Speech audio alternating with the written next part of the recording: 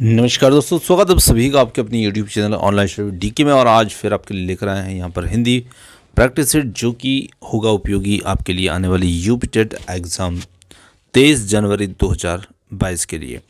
तो चलिए स्टार्ट करते हैं और देखते हैं आज के हमारे हिंदी प्रैक्टिस सेट से संबंधित 30 अति महत्वपूर्ण प्रश्न।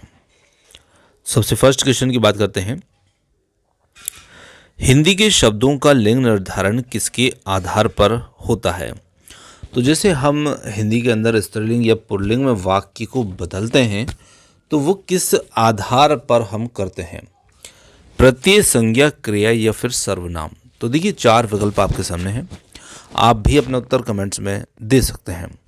तो यहाँ पर हम कह सकते हैं कि जब हम हिंदी शब्दों के लिंग का निर्धारण हम करते हैं क्रिया के आधार पर। अब देखिए क्रिया के आधार पर कैसे करते हैं। तो जैसे मान लीजिए कि एक जैसे वह खाना खाती है, तो खाती है, और इसी प्रकार से लड़के के लिए पुल्लिंग के लिए बोलेंगे तो वह खाना खाता है। तो देखिए खाती या खाता ये एक क्रिया ही तो है, और क्रिया के आधार पर ही हम यहाँ पर क्या कर रहे हैं, उसी क्रिया के आधार से हमें ये पता चल रहा है कि ये स्त्रीलिंग है या पुल्लिंग है। इसी प्रकार से वह जाती है, वह जाता है, तो देखें हम गो जाना यह भी क्रिया है। तो इसी प्रकार से क्रिया के आधार पर हम इनका लिंग निर्धारण करते हैं। चलिए आगे बात करते हैं अगले प्रश्न की। कबीरा सोई पीर है जे जाने पर पीर, जे पर पीर न जाने सो काफिर बेपीर। उपरोक्त पंक्ति में पूछा गया है अलंकार, और यहाँ पर हमें बताना है अलंकार। यमक है, श्लेष है, पुनरुक्ति ही या रूपक है। तो आप यदि पंक्तियों को देखें तो यहाँ पर देखिए पीर, पीर और यहाँ पर भी पीर। एक शब्द जो है वो 4 जगह पर आपको देखने को मिल रहा है, परंतु इन 4 जगह पर इस शब्द का अर्थ जो होगा वो यहाँ पर अलग अलग होगा, यानी कि इसका अर्थ जो है वो निश्चित रूप से यहाँ पर अलग अलग है।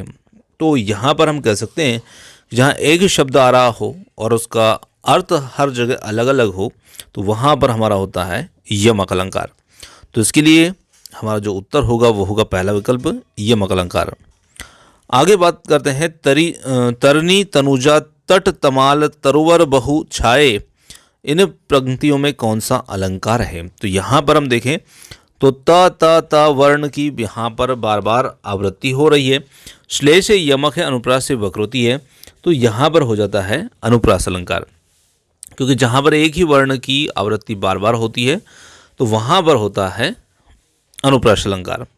तो यहाँ पर विकल्प 3 जो होगा ये हमारा उत्तर होगा।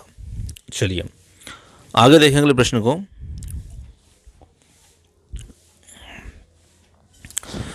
मेरी भव बाधा हरो राधा नागरी सोई, जातन झाई परे श्याम हरित दुति होई। उपरोक्त पंक्ति में हमें देखना है यहाँ पर कि रस कौन सा है।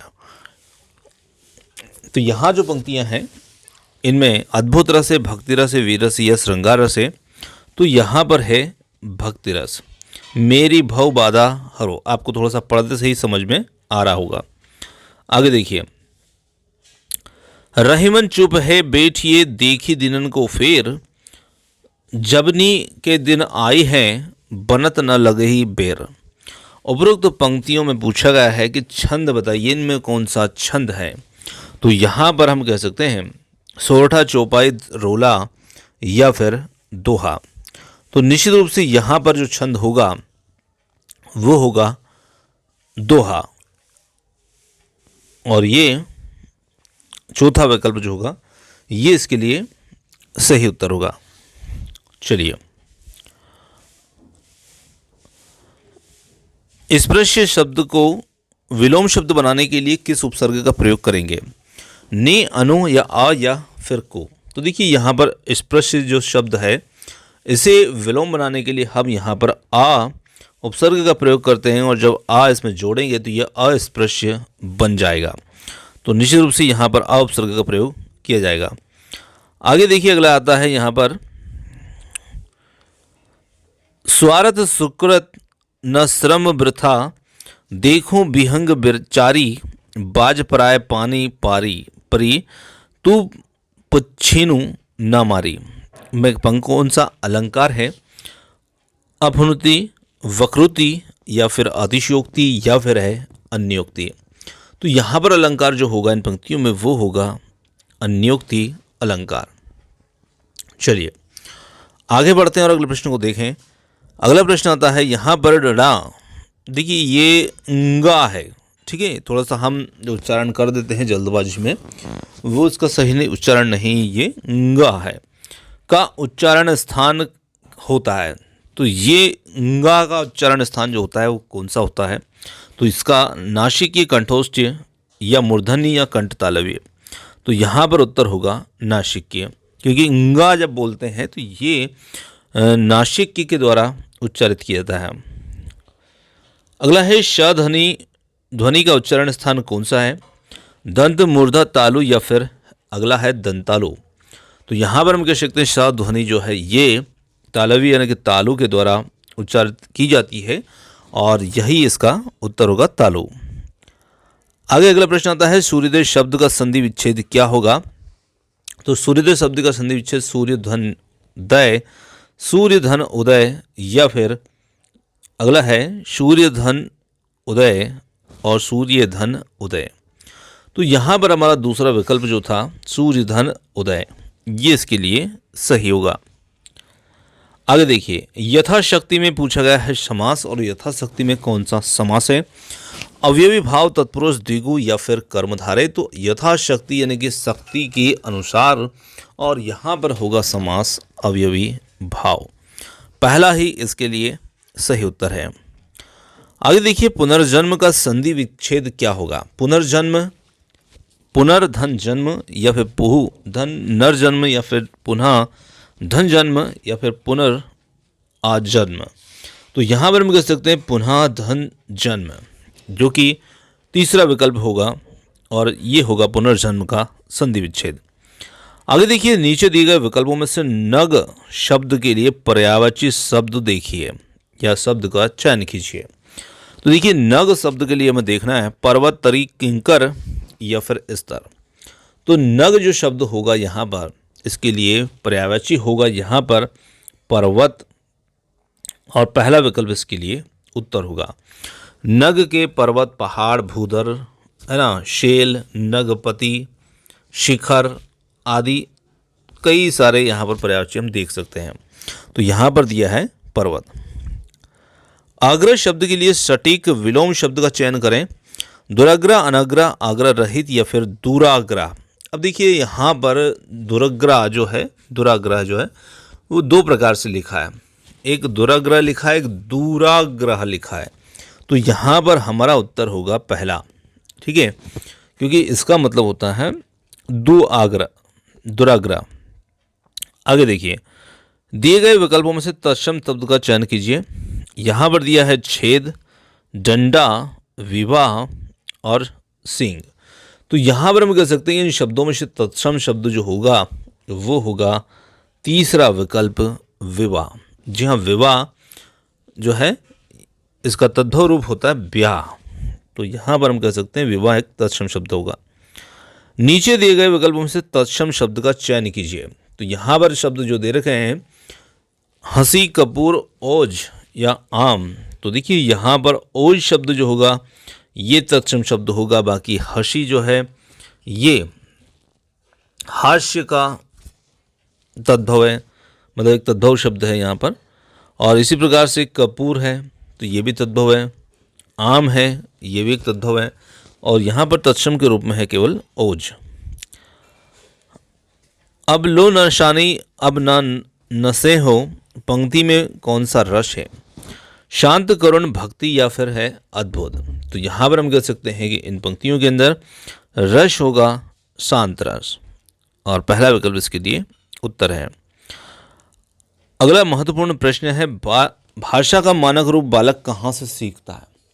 तो देखिए भाषा का मानक रूप की बात की गई है और बालक जो होता है वैसे अपने घर से ही सब कुछ सीखता है। भाषा बोलना भी बालक घर से सीखता है, परिवार से सीखता है और वहीं से उसका समाजीकरण भी शुरू होता है। पर यहाँ पर चूंकि मानक रूप की बात की गई है भाषा के, तो ज़रूरी नहीं कि हर बच्चा मानक रूप से ही अपने घर से भाषा सीखता हो, क्योंकि सबकी अपनी अपनी मातृभाषा, बोली कुछ भी अलग अलग हो सकती है। तो निश्चित रूप से मानक रूप भाषा का विद्यालय में ही बच्चा सीखेगा, और इसके लिए चौथा विकल्प ही बिल्कुल सही है। तो विद्यालय हमारा उत्तर होगा। आगे देखिए, भाषा वह व्यापार है जिससे हम शब्दों के द्वारा विचार को व्यक्त करते हैं। यह कथन है पाणिनि का, पतंजलि का, मतीराम का, और एक और विकल्प है हमारा, वो है इनमें से कोई नहीं। तो निश्चित रूप से यहाँ पर हम कह सकते हैं भाषा वह व्यापार है जिसके द्वारा हम विचार को व्यक्त करते हैं, और ये कथन देने वाले थे पतंजलि। चलिए, दूसरा विकल्प इसमें उत्तर होगा। संप्रेषण कहलाता है, संप्रेषण भावों एवं विचारों का आदान प्रदान है, भाव एवं विचारों को दूसरे तक पहुंचाना है। तीसरा है इनमें से कोई नहीं, और चौथा है भाव एवं विचारों को ग्रहण करना। तो देखिए, भाव और विचारों का आदान प्रदान ही क्या कहलाता, संप्रेषण कहलाएगा। पहला विकल्प इसके लिए उत्तर है।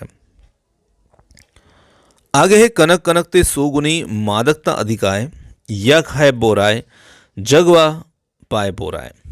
पूछा है पंक्ति के अंदर अलंकार। तो यहाँ पर उपमा अनुप्रास श्लेष यमक, तो निश्चित रूप से कनक कनक का ही यहाँ पर अर्थ अलग अलग होगा, तो उसी प्रकार से यहाँ पर अलंकार भी यमक होगा। देखिए आगे देखें, पपड़ी झुंड बादल किस शब्द के अनेकार्थी शब्द हैं? कैंची, कच्छ, कायदा या फिर ककुम। तो यहाँ पर हम कह सकते हैं पपड़ी, झुंड, बादल आदि जो हैं ये कच्छ शब्द के अनेकार्थी शब्द होंगे। और कच्छ, बाल, पपड़ी, झुंड, बादल, और कच्छ का मतलब एक और अर्थ भी होता है जिसे हम कहते हैं बृहस्पति का पुत्र। ठीक है, तो ये उत्तर होगा। आगे है लौकिक शब्द में प्रत्यय है, लोइक, किक, अक, इक। तो यहाँ पर इसमें प्रत्यय निश्चित रूप से हमें समझ में आ रहा है इक प्रत्यय है, क्योंकि जब हम शब्द को बोल के देखते हैं लौकिक, तो उसमें अपने आप पता चल रहा है कि इसमें इक प्रत्यय है। आगे देखिए, वाकजाल का संधि विच्छेद क्या होगा? तो निश्चित रूप से यहाँ पर वाकजाल का वाक धनजाल, वाग धनजाल, वाक धनजाल या वागा धनजाल। तो पहला ही विकल्प वाक धनजाल इसका उत्तर होगा, और इसमें व्यंजन संधि रहेगी। निम्नलिखित में से द्विगु समास का उदाहरण पूछा है, और द्विगु समास का उदाहरण इसमें कौन सा होगा? तो यहाँ पर द्विगु समास का उदाहरण होगा त्रिभुवन, और पहला विकल्प इसके लिए उत्तर होगा। चलिए आगे है, क्रिया के आधार को सूचित करने वाला कारक है। तो क्रिया के आधार को सूचित करने वाला कारक कौन सा होगा? यहाँ पर है अपादान, संप्रदान, अधिकरण या फिर संबंध कारक। तो देखिए यहाँ पर होगा विकल्प नंबर 3 अधिकरण कारक, है ना। अधिकरण कारक हम इसे कहते हैं। चलिए, होनहार रिक्त स्थान के होत चिकने पात और लोकोक्ति को हमें करना है पूरा। तो देखिए होनहार के आगे लोकोक्ति में क्या होगा? नौनिहाल, नौनिहाल या फिर बालक, बिरवान, मानुष। तो यहाँ पर होनहार बिरवान के होत चिकने पात। तो तीसरा विकल्प होगा इसमें सही बिरवान।